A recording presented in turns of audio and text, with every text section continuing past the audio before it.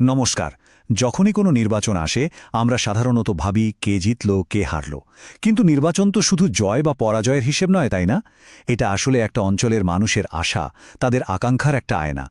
চলুন আজ আমরা কোনো রাজনৈতিক তর্কে না গিয়ে শুধুমাত্র তথ্য আর ডেটার ওপর ভিত্তি করে পশ্চিমবঙ্গের বারুইপুর পূর্ব বিধানসভা কেন্দ্রের গভীরে ডুব দিই, বোঝার চেষ্টা করি সেখানকার শাসন আর সাধারণ মানুষের মধ্যে সম্পর্কটা ঠিক কেমন।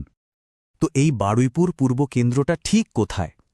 এটা পশ্চিমবঙ্গের দক্ষিণ ২৪ পরগনা জেলায় দক্ষিণবঙ্গের উর্বর সমভূমির একেবারে বুকের মধ্যে। সরকারি খাতায় এই জেলাটা একটা অনগ্রসর জেলা হিসেবেই চিহ্নিত, আর এখানকার বেশিরভাগ মানুষের জীবন চলে চাষবাস আর মাছ চাষকে কেন্দ্র করে। মানে বুঝতেই পারছেন, এখানকার মাটির গল্প, এখানকার জলের গল্প আর এখানকার মানুষের জীবনের গল্প, এটাই হবে আমাদের আজকের আলোচনার মূল ভিত্তি। আমাদের আজকের এই বিশ্লেষণ কয়েকটা ধাপে এগোবে। প্রথমে আমরা এখানকার মাটি আর মানুষজনকে চিনব, তারপর দেখব সময়ের সাথে সাথে রাজনীতির হাওয়া কোন দিকে বইছে। আমরা মন দিয়ে শুনব সাধারণ মানুষের অভাব অভিযোগগুলো কি কি। এরপর এখানকার রাজনৈতিক দলগুলোর শক্তি আর দুর্বলতা মেপে একটা কার্যকরী শাসন ব্যবস্থার রূপরেখা তৈরির চেষ্টা করব। আর সবশেষে সেবার প্রতিশ্রুতি নিয়ে আমাদের আলোচনা শেষ হবে। যে কোনো জায়গার রাজনীতি বুঝতে গেলে সবার আগে সেখানকার মানুষজনকে চিনতে হয়। তাদের সমাজ, তাদের জীবনযাত্রা কেমন, সেটা না বুঝলে আসল ছবিটা কখনোই পরিষ্কার হয় না। কারণ বারুইপুর পূর্বের আসল পরিচয় তো তার সীমানায় নয়, তার মানুষের মধ্যে। চলুন সেই মানুষগুলোকে একটু চিনে নেওয়া যাক। এখানকার সমাজটা কিন্তু বেশ স্তরযুক্ত, মানে বেশ কমপ্লেক্স। দেখুন, পুরো বারুইপুর ব্লকের দিকে যদি তাকাই তাহলে দেখব প্রায় ৬২% হিন্দু আর ৩৪% মুসলিম জনসংখ্যা। আবার বিধানসভার মধ্যে যে জয়নগর ১ নম্বর পঞ্চায়েতগুলো আছে সেখানে এই অনুপাতটা প্রায় সমান সমান, হিন্দু ৫৪%, মুসলিম ৪৬%। আর সবথেকে গুরুত্বপূর্ণ বিষয় হল এখানকার হিন্দু জনসংখ্যার প্রায় অর্ধেকই তফসিলি জাতিভুক্ত, মানে নমশূদ্র, বাগদি, বাউরি সম্প্রদায়। এর পাশাপাশি মাহিষ্যদের মতো ওবিসি সম্প্রদায়ের উপস্থিতিও এখানকার রাজনীতিতে একটা বড় ফ্যাক্টর। আর একটা জিনিস সত্যি অবাক করার মতো, এখানকার মানুষের ভোট দেওয়ার উৎসাহ। ২০১১তে ভোট পড়েছিল প্রায় ৮৩%, ২০১৬তে সেটা বেড়ে দাঁড়ায় ৮৭%, আর ২০২১এও ছিল প্রায় ৮৫%। এই বিপুল ভোটদান আসলে কি বলে? বলে যে এখানকার মানুষ তাদের গণতান্ত্রিক অধিকার নিয়ে খুব সচেতন, আর তারা নেতাদের কাছে কাজ চায়, জবাব চায়। তো এই সচেতন ভোটাররা শেষ পর্যন্ত কাকে বেছে নিলেন? চলুন এবার সরাসরি ভোটের সংখ্যাগুলো দেখা যাক, কারণ সংখ্যা, নাম্বারস টেল আ স্টোরি। সময়ের সাথে সাথে মানুষের পছন্দের পরিবর্তনের গল্পটা তারাই বলে দেয়। ২০১৬ আর ২০২১ এই দুটো বিধানসভা নির্বাচনের ফলাফল যদি আমরা পাশাপাশি রাখি তাহলে একটা বিরাট পরিবর্তনের ছবি ভেসে ওঠে। দেখুন, ২০১৬তে তৃণমূলের ভোট ছিল প্রায় ৪৮%, সিপিএমের ৩৮%, আর বিজেপির মাত্র ৬.৫%। আর মাত্র ৫ বছরে ২০২১-এ এসে খেলাটা পুরো ঘুরে গেল।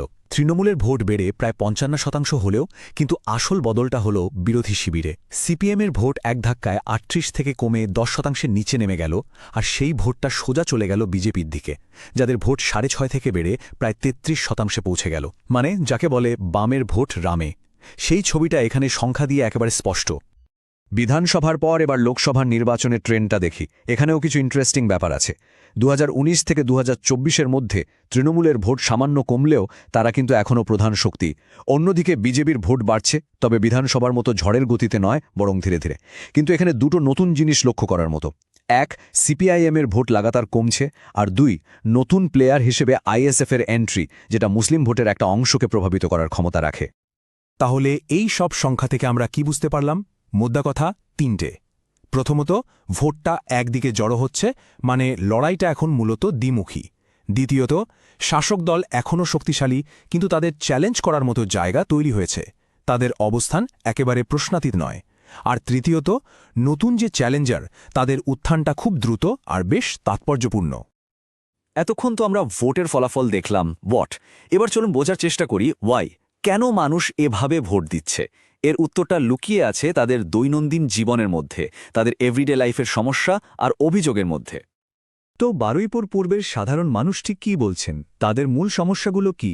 তাদের চাহিদাগুলোই বা কী? চলুন কান পাতা যাক। Let's listen to the ground. মানুষের অভিযোগের তালিকাটা যদি দেখি, সবার আগে আসে পেট আর রোজগারের চিন্তা। বেকারত্ব একটা বড় সমস্যা। রাস্তাঘাটের অবস্থা খুব খারাপ, বিশেষ করে ৩৪ নম্বর জাতীয় সড়কের কথা তো সবাই বলে। নদীবাঁধ ভেঙে বন্যার ভয়, এটা তো তাদের ১২ মাসের আতঙ্ক। তার সাথে আছে অনিয়মিত বিদ্যুৎ, অপরিষ্কার পানীয় জল আর সরকারি প্রকল্পের সুবিধা পেতে হয়রানি। এর ওপর আবার বালি মাফিয়াদের দাপট, তারা বাঁধ কেটে বালি চুরি করে নিয়ে যাচ্ছে। ভাবুন একবার। শুধু রাস্তা বা চাকরি নয়, মানুষের মনে আর একটা বড় ক্ষোভ আছে, আর সেটা হলো বিশ্বাস নিয়ে, আর ট্রাস্ট ডেফিসিট। কাটমানি শব্দটা তো এখন সবার মুখে মুখে। শিক্ষক নিয়োগ দুর্নীতির প্রভাব এখানেও পড়েছে। ভোটের পরের হিংসার ভয় এখনও মানুষের মন থেকে যায়নি। সিএএ বা এনআরসি নিয়ে ভয়, আবার অন্যদিকে সংখ্যালঘু তোষণের অভিযোগ। এই দুই দিকেই একটা চাপা টেনশন কাজ করে, যা ব্যবস্থার উপর থেকে বিশ্বাস কমিয়ে দেয়।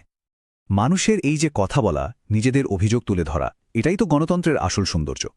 দেখুন, দায়িত্ব নিয়ে তথ্য জেনে কথা বলা, informed public speech with responsibility, এটাই আমাদের গণতন্ত্রের ভিত্তি। যখন মানুষ তথ্য জেনে দায়িত্ব নিয়ে কথা বলে, তখনই তারা সরকারের কাছে জবাবদিহি চাইতে পারে।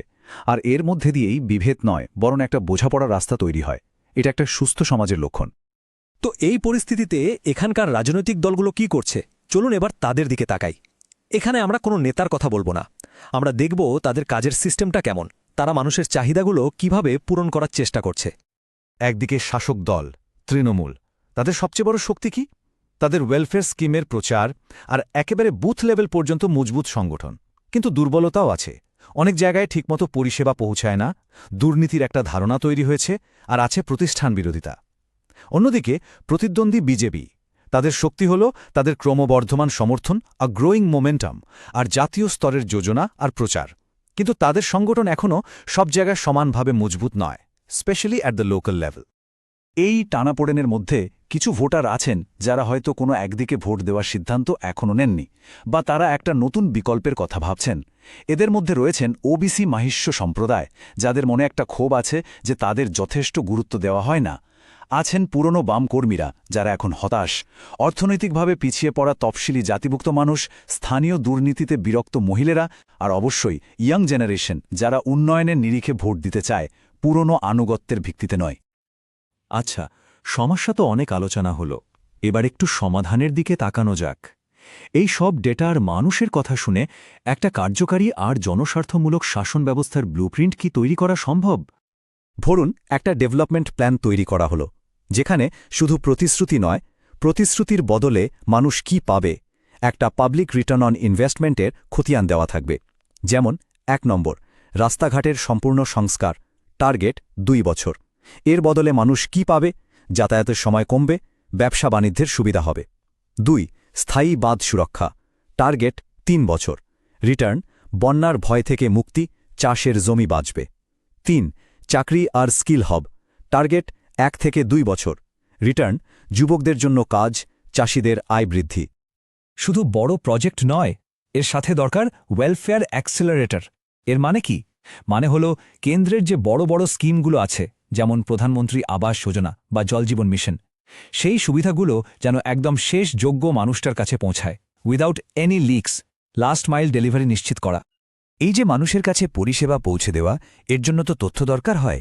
কিন্তু সুশাসন মানে হল মর্যাদার সাথে মানুষের সেবা করা। ভারতের গোপনীয়তা আইন অনুযায়ী মানুষের ব্যক্তিগত তথ্য খুব সাবধানে, তাদের স্পষ্ট অনুমতি নিয়েই ব্যবহার করতে হবে। দায়িত্বের সঙ্গেই বিশ্বাস তৈরি হয়, আর এই বিশ্বাসই হল সুশাসনের আসল ভিত্তি। আমরা প্রায় আলোচনার শেষে চলে এসেছি।